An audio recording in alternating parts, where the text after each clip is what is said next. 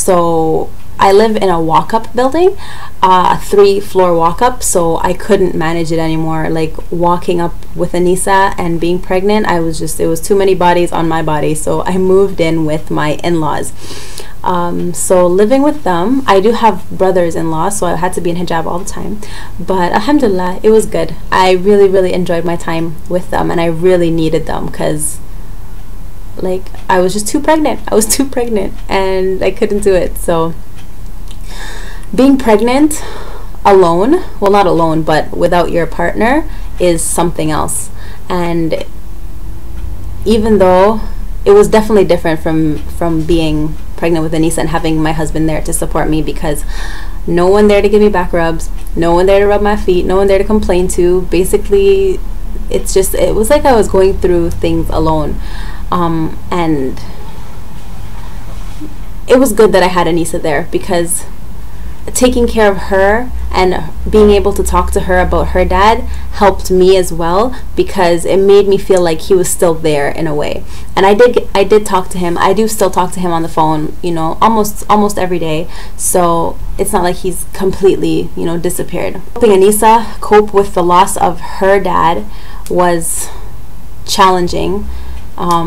She hasn't, it's very hard to explain. I mean, 2-year-olds go through such a range of emotions so quickly that you just don't know. Sometimes I just didn't know what to do for her except hold her while she was crying, because it's like she didn't even know why she was crying, but I felt like I knew it was because she missed her dad, but she didn't know how to put that into words. So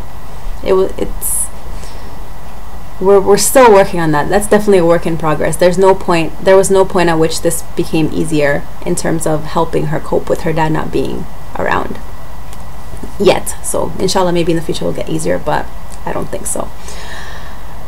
So not only now did she lose her dad, she also has a new sibling. So I read her a lot of books. I brainwashed this girl, okay? I read her so many books about being a good being a big sister, and how good it was going to be for her to be a big sister, and how she was going to teach her little sister to do this and that and different things, and how she used to be in my belly too. I really tried to make it really special and a really big deal that she was going to be a big sister, because I mean, having a little sister is the best gift ever. I have a little sister. I have 2 little sisters, so I know. And I know that I think it was good that they were kind of close in age, because I feel like now they can't imagine their lives without each other. Well, I mean, Imani can't possibly imagine, but Anissa, I don't think she will remember much of her life without Imani, and that's important to me. I think Allah's plan was that they grow up, you know, together and as, you know, very close best friends, inshallah. So now Imani's birth. Imani's birth was quick.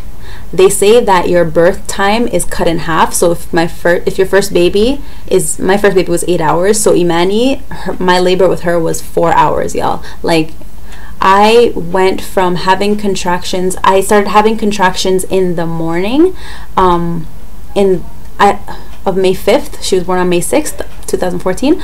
I started having contractions, but they were every 15 minutes, but they were so mild that I thought it was a false alarm. And I took Anissa to the park. I took her to the library. We were just hanging out like it was a regular day. And little did I know that the next day I was going to be having her baby sister. And Imani was actually 2 weeks later than Anissa. So Anissa was born at 39 weeks and Imani was born at 41 weeks gestation. So I was so pregnant. I was so ready to get her out. Oh my gosh. So, yeah, I went, and then at night time, it was about 11 p.m. and Anissa had already gone to bed long ago. And then I started noticing that these are kind of very regular, and so maybe I should call my midwife just to give her a heads up, but it's probably nothing. It's about midnight now, and I just call my midwife and I'm telling her I'm having these contractions. They're about every 10 minutes, but I don't think it's anything too much. I just wanted to call and let you know.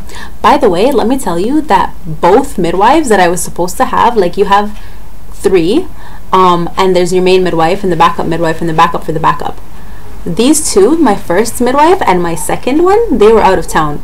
Okay, it was my 3rd midwife, who I met her the day that I met her for the first time before, but basically I only met her the day that I gave birth, but alhamdulillah, she was a really good midwife, and I had her at my primary midwife's house because we're close. We're cool like that. So so then anyway, so as I'm on the phone with her, she tells me to go take a shower, and then if the contractions slow down, then it's not labor, but if they kind of speed up, then we should do something. So as I'm talking to her on the phone, they start coming closer and closer together, and I'm like, I think they're getting more painful. I'm not sure, but I think they're getting more painful. And then I get to the point as I'm on the phone with her, so this is like a 20-minute period where they went from every 10 minutes to every 5 minutes on the phone in that period, okay? And there became a point on the phone where I couldn't talk through the contractions anymore, and she's like, you know what, you need to get to my primary midwife's house ASAP. So I decided not to have the baby at home because as I said before, I wasn't living in my house, this house.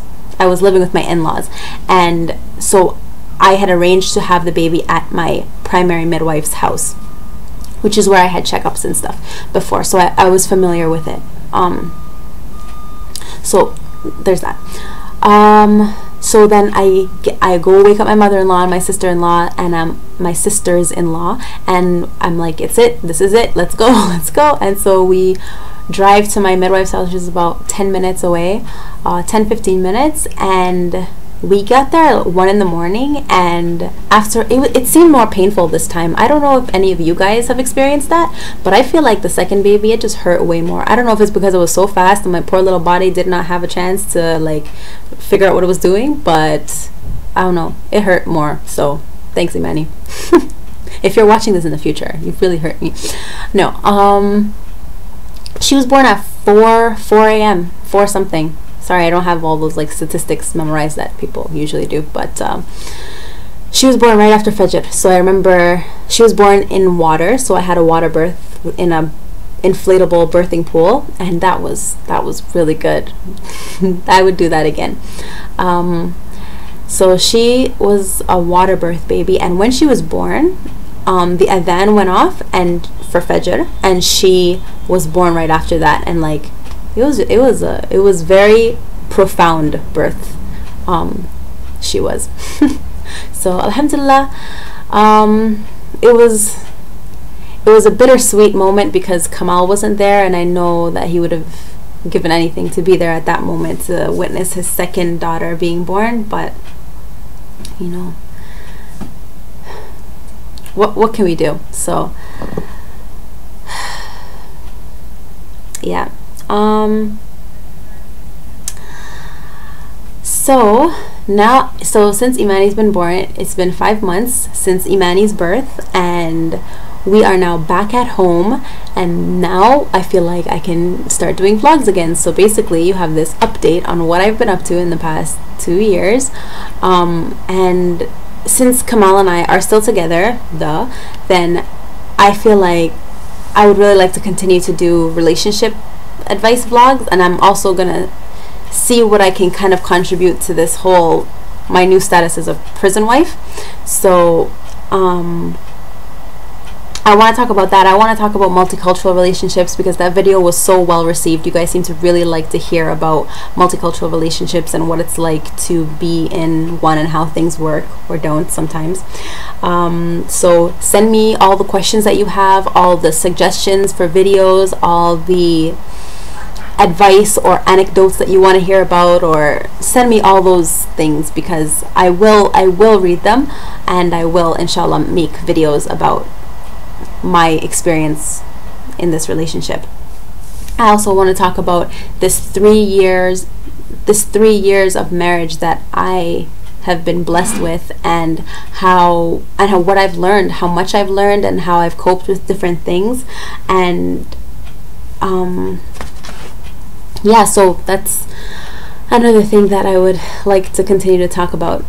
One other thing that happened that I want to mention is after Imani's birth. Okay, so after Imani's birth, my mom, as you guys know, my mom was living in Jamaica, and she was very, very sick. She had cancer, so she came to stay with me in my in-laws' house because she was getting really sick, and it just became a point where she just felt like she wanted to be around her family, which that ended up being the last time. So Allahuna Haristo. So she came to live with me at my mother-in-law's house. So now it was me, my newborn Imani, and she was 3 weeks, and then Anisa and my mom. And my mom, alhamdulillah, I'm so grateful. Gratitude is not even the word, you guys. Just alhamdulillah that I got to serve my mom in this way before she passed. Allah yarhamha. She accepted Islam officially, and she alhamdulillah, it was a really blessed experience for me to be able to serve my mom in this way before she passed away. And just being in that circumstance really made me examine my motherhood to a whole different level. Like, you know, we really do take our moms for granted, but I felt in that 3 weeks that she was with me before she passed, I got to really thank her, and really, obviously I can never thank her enough, but I really felt like I got to try to at least attempt to repay her back for everything that she's done for me. So please keep my mom in your du'as. She passed away the first Friday in Ramadan. So I mean, alhamdulillah, everyone wishes for a death like that, where she became Muslim a week or 2 weeks before, and so inshallah all her sins were forgiven, and then she passed away in the first Friday of Ramadan. So inshallah, may Allah grant us all a death like that, because you know, that's alhamdulillah. So after my mom passed away, I decided to move home, and now we're back home. So this is where I feel like I continue to make vlogs now. We are embarking on this homeschooling journey, which I am determined to homeschool my kids at least up until grade 1 or 2 at the moment, and then we'll kind of see how things go after that. So I'm using a Montessori based approach so far, so I want to talk a little bit about that and learn a little bit more about that. So if any of you guys have comments or advice or any sort of resources to share with me on homeschooling, it's like schooling very loosely, but you know, just teaching your child things, however you teach your child, then I would really be interested to know. Inshallah, in the future, I'm gonna show you guys, I'm gonna try to talk about the books and things that I've read, and the videos and the great resources that I've come across. So I hope you guys continue to watch my videos, and I hope this explanation of what I've been doing for the past 1.5 years will ease your mind, that I haven't forgotten or just, you know, dipped on you guys. So inshallah, I hope you guys will continue to watch my videos, and I'll leave my contact information, updated contact information below, and so you guys can send me all your suggestions and all the things that you want me to talk about in future videos, inshallah. It was really nice catching up with you guys, so I'll talk to you in my next video. Assalamu alaikum. For, I think it was January of 2013, I want to say, no, 2014. Anissa was born 2012. Anissa was born 2012, 2013. She turned 1. I got pregnant in 2013. Okay,